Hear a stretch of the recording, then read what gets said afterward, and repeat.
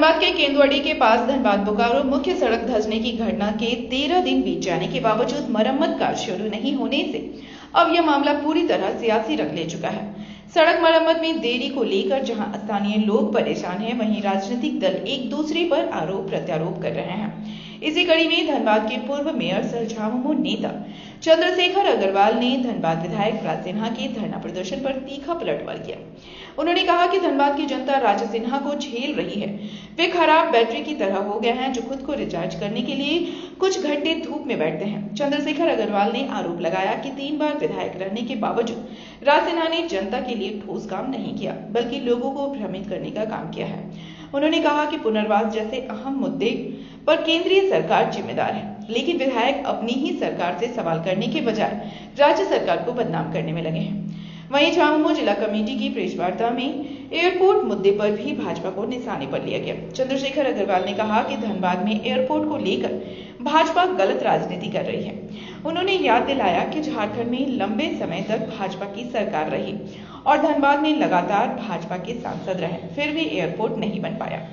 उन्होंने यह भी कहा कि हवाई सेवा केंद्र सरकार के अधीन है और धनबाद से महज 35 किलोमीटर दूर बोकारो में एयरपोर्ट मौजूद है, लेकिन उसके एयर क्लियरेंस का जिम्मा केंद्र सरकार का है। भाजपा पर आरोप लगाते हुए उन्होंने कहा कि आपसी रंजिश छुपाने के लिए सांसद जनता को गुमराह कर रहे हैं। केंदुआड़ी सड़क धंसान मामले में धरने को लेकर भी चंद्रशेखर अग्रवाल ने सवाल उठाए। उन्होंने कहा कि बीसीसीएल और डीजीएमएस दोनों ही केंद्र सरकार के अधीन हैं, लेकिन इसके बावजूद विधायक धरना देकर लोगों को दिग्भ्रमित कर रहे हैं। उनके अनुसार यह पूरी तरह राजनीतिक ड्रामा है और इससे समस्या का समाधान नहीं होगा।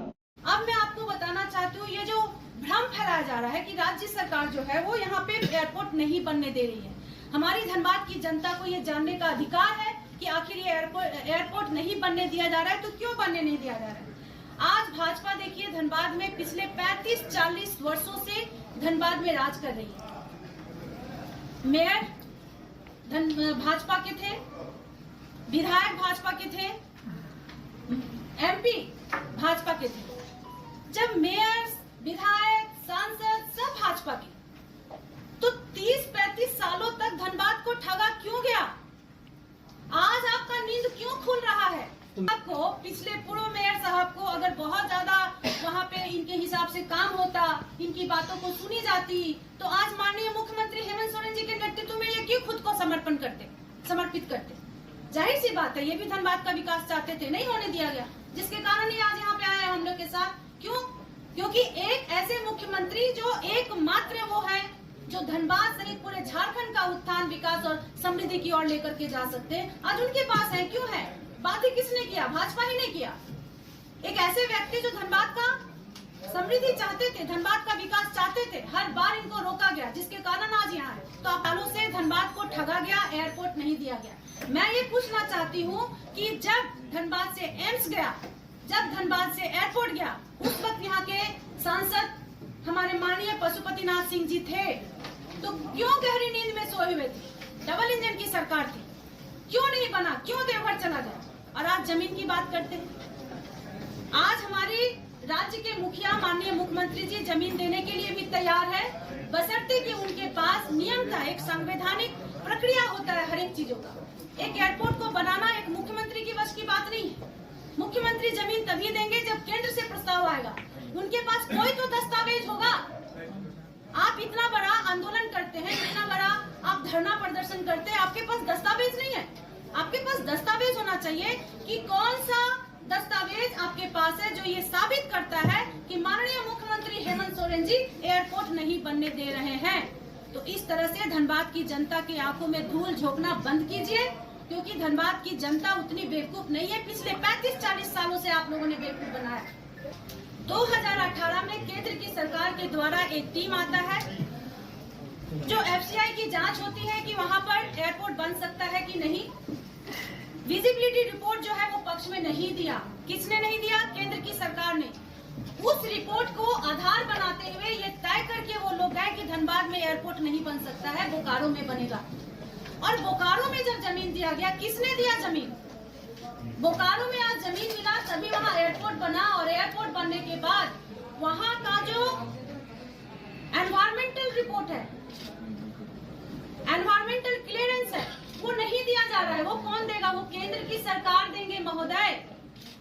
आप इतने ही अगर धनबाद के लोगों के प्रति आपका अगर संवेदना है, धनबाद का उत्थान, धनबाद की समृद्धि, धनबाद का विकास अगर चाहते हैं तो माननीय आप कृपया करके जो बार बार दिल्ली जाते हैं, आप जाते हैं जाइए, और फोटो खिंचाने के अलावा वो क्या करते हैं, एक एक आवेदन देते हैं, फोटो खिंचाते, फोटो डालते हैं, उसको बंद कीजिए। आप एनवायरमेंटल क्लियरेंस लाइए तो बोकारो का भी एयरपोर्ट आरंभ हो जाएगा। आप आज लाइएगा, विद इन 1 मंथ वो शुरू होगा। आप विजिबल रिपोर्ट दीजिए, पॉजिटिव विजिबिलिटी रिपोर्ट दीजिए, आज धनबाद में भी बनेगा और माननीय मुख्यमंत्री बनाएंगे, इसके लिए कटिबद्ध है, प्रतिबद्धता के साथ वो बनाएंगे। क्योंकि आज देखिए धनबाद का ओवरब्रिज बनाने वाले कौन है? माननीय मुख्यमंत्री हेमंत सोरेन जी। रेट ऑफिस का जो ओवरब्रिज जो बन रहा है उनका ही योगदान है। आज गया पुल के पास जो ब्रिज बन रहा है, चौड़ीकरण हो रहा है, वो माननीय मुख्यमंत्री जी का ही बयान है, वो योगदान है। उसका भी ख्याति माननीय सांसद महोदय लेने का प्रयास करते हैं, जिसका खंडन डीसी महोदय ने किया कि ये किसी सांसद के द्वारा नहीं बनाया जा रहा है, माननीय मुख्यमंत्री जी के द्वारा उनके योगदान से ये बनाई जा रही है। इसके अलावा मैं बताती हूँ, निरसा में बरबंदिया पुल बन रहा है, जो इतना कठिन स्थिति से गुजरा बरबंदिया पुल, वहां के लोग त्राहिमाम थे। 350 करोड़ के बजट से उसको 4 लेन एक ब्रिज बनाया जा रहा है, जो बहुत राहत पहुंचाएगा निरसा के लोगों को, वो भी तो धनबाद है। आज देखिए माइथन में 350 एकड़ जमीन दिया गया, किसको? केंद्र की सरकार को। क्यों? क्योंकि केंद्र की सरकार ने कहा कि वहां IIT बनेगा।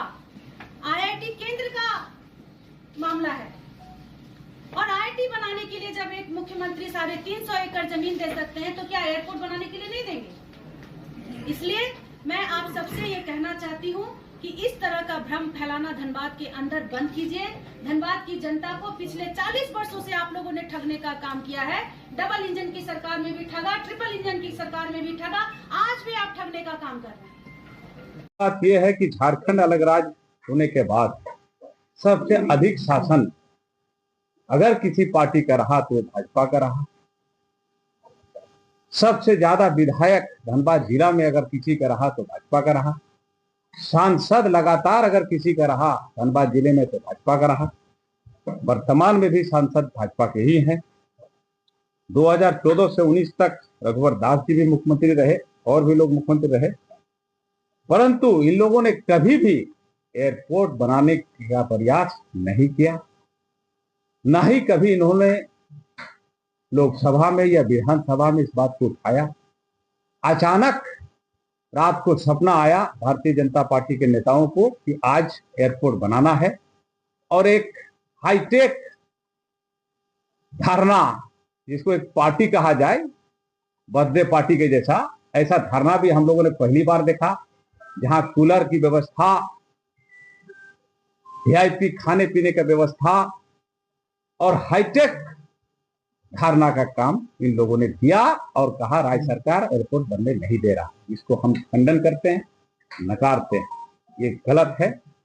और स्वच्छ भारत अभियान का बाट भी इन लोगों ने लगाया, पूरा खा पी करके मुख्यालय में पत्तल को, प्लेट को फेंक दिया और गंदगी फैलाने का काम इन लोगों ने किया। आज एयरपोर्ट की बात है, असल में ये एयरपोर्ट की बात नहीं है। अभी अभी मेयर चुनाव संपन्न हुआ, नगर निकाय चुनाव संपन्न हुआ, भाजपा की करारी हार, 4 नंबर में ये आ गए, इसकी छटपटाहट भारतीय जनता पार्टी को है, जिसके लिए अपना राजनीतिक गर्माहट को बनाए रखने के लिए ये धरना प्रदर्शन कर रहे हैं, ना कि धनबाद की जनता को एयरपोर्ट के लिए। एयरपोर्ट तो बना हुआ है बोकारो में, जो यहां से मात्र 30-35 किलोमीटर दूर है। वो एयरपोर्ट क्यों नहीं चल रहा? क्यों उसको चालू नहीं करवा रहे? एयरपोर्ट आता किसके अंतर्गत है?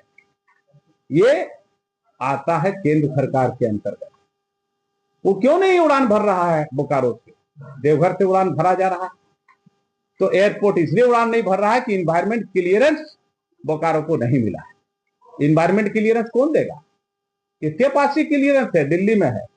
किसके अधीन है वो डिपार्टमेंट? भाजपा का, केंद्र सरकार का।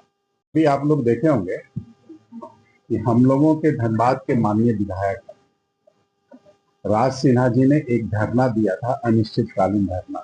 ये धरना किसके खिलाफ इन्होंने दिया था? ये जनता को केवल गुमराह करने के लिए इन्होंने ये धरना दिया, क्योंकि जितना भारत कोकिंग कोल से जितना भी मुद्दा है वो राज्य सरकार का नहीं है, केंद्र सरकार का।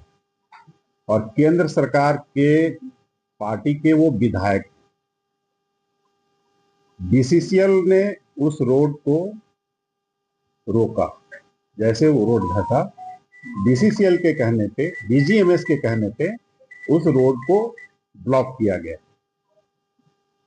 ये उसके विधायक हैं। भारत कोकिंग कोल लिमिटेड केंद्र सरकार के अधीन है, डीजीएमएस केंद्र सरकार के अधीन है, और ये गुमराह कर रहे हैं पब्लिक को कि राज्य सरकार और यहाँ का जो प्रशासन है इसकी नाकामी के चलते ये हो रहा है। नाकामी हमारे माननीय विधायक की है। पिछले 4 महीने से वहां भूधसान हो रहा है, वहां पे गैस निकल रही है।